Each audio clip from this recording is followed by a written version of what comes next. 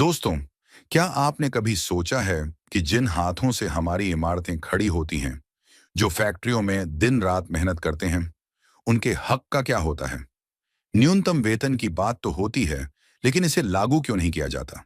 क्या हमारे श्रमिकों की मेहनत का मूल्य इतना सस्ता है? क्यों कंपनियां मजदूरों को उनका हक देने से बच रही हैं? और सरकार इस पर चुप क्यों है? आज की इस वीडियो में हम जानेंगे कि दोषी कौन है और मजदूर आखिर करें तो क्या करें। आइए इस मुद्दे पर गहराई से चर्चा करते हैं।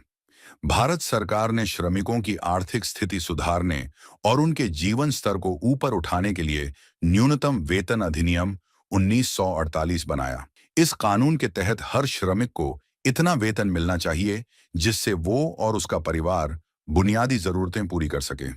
सरकार ने न्यूनतम वेतन की दरें तो तय कर दी हैं, जैसे कि अनस्किल्ड वर्कर के लिए 15,000 रुपये महीना, स्किल्ड वर्कर के लिए 20,000 रुपये महीना। लेकिन क्या ये सिर्फ कागजों में है?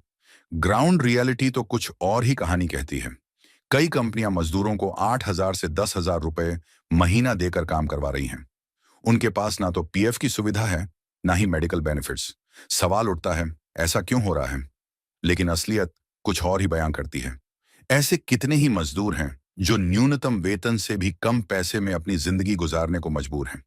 ये केवल एक मजदूर की कहानी नहीं, बल्कि लाखों लोगों का सच है। कंपनियां न्यूनतम वेतन क्यों नहीं देती? कई कंपनियां श्रमिकों को न्यूनतम वेतन देने से बचती हैं। क्यों? लागत कम करना, मुनाफा बढ़ाने के लिए श्रमिकों की तनख्वाह कम रखी जाती है। कानूनों की अनदेखी, कई बार कंपनियां श्रम कानूनों का पालन नहीं करती क्योंकि उन्हें पता है कि निगरानी कमजोर है। ठेकेदारी प्रथा, ठेकेदार श्रमिकों को न्यूनतम वेतन दिलाने के बजाय अपने फायदे के लिए कटौती कर लेते हैं। मुनाफा बढ़ाने के लिए मजदूरों को कम वेतन देकर वे अपने प्रोडक्शन कॉस्ट को कम करती हैं। लीप लॉप सिस्टम, ठेकेदारों के जरिए मजदूरों को हायर करना ताकि वे सरकारी नियमों से बच सकें। कंपनियां जानती हैं कि ज्यादातर मजदूर अपने हक के लिए आवाज नहीं उठाते, और अगर कोई आवाज उठाए भी तो ठेकेदार कहता है, काम करना है तो करो, नहीं तो दूसरे इंतजार कर रहे हैं।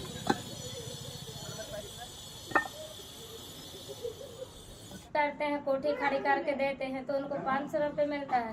वो हम उनको माल देते हैं, ईंटा सीमेंट मसाला बना के देते हैं, हमको कम दहाड़ी मिलती, 300 रुपये देते हैं। बालक रहता है पेट में तो काम तो करना पड़ेगा, कौन देगा खाने के लिए? मजबूरी आई लोग इसीलिए करता है ना काम।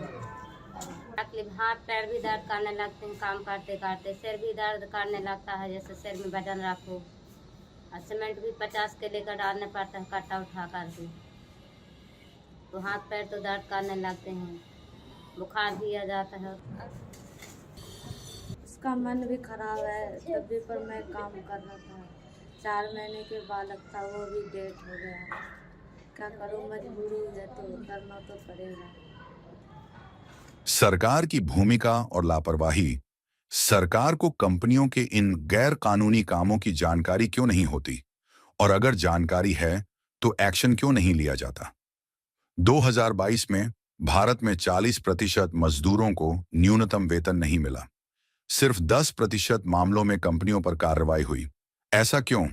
क्योंकि कंपनियां अपनी ताकत और पैसों का इस्तेमाल कर प्रशासन को प्रभावित कर देती हैं। इसके अलावा शिकायत दर्ज करने के बाद भी लंबी कानूनी प्रक्रियाएं मजदूरों को न्याय से दूर कर देती हैं। सरकार ने न्यूनतम वेतन कानून तो बना दिया, लेकिन इसे लागू करवाने में गंभीरता नहीं दिखाती। कमजोर निरीक्षण, श्रम विभाग के अधिकारियों की संख्या सीमित है, जिससे हर फैक्ट्री और कंपनी की जांच संभव नहीं। भ्रष्टाचार, कुछ मामलों में निरीक्षण अधिकारी भी कंपनियों से मिली भगत कर लेते हैं। सख्त सजा का अभाव, कंपनियों पर जुर्माना कम है, जिससे वे आसानी से कानून तोड़ने का जोखिम उठा लेती हैं। जिम्मेदार कौन? इस समस्या के लिए जिम्मेदारी 3 पक्षों पर आती है। 1, कंपनियां जो श्रमिकों को उनके अधिकारों से वंचित करती हैं। 2, सरकार जो कानून लागू करवाने में असफल रहती है। 3, हम सब, क्योंकि हम चुप रहते हैं और श्रमिकों के हक के लिए आवाज नहीं उठाते। बदलाव की जरूरत। हमें एक ऐसा सिस्टम चाहिए जहां मजदूरों की शिकायतें तुरंत सुनी जाएं। सरकार को ऐसे सख्त कदम उठाने होंगे कि कोई कंपनी मजदूरों का शोषण न कर सके। श्रमिकों के लिए समाधान क्या है? श्रमिकों को अपने अधिकारों के लिए संगठित होना होगा।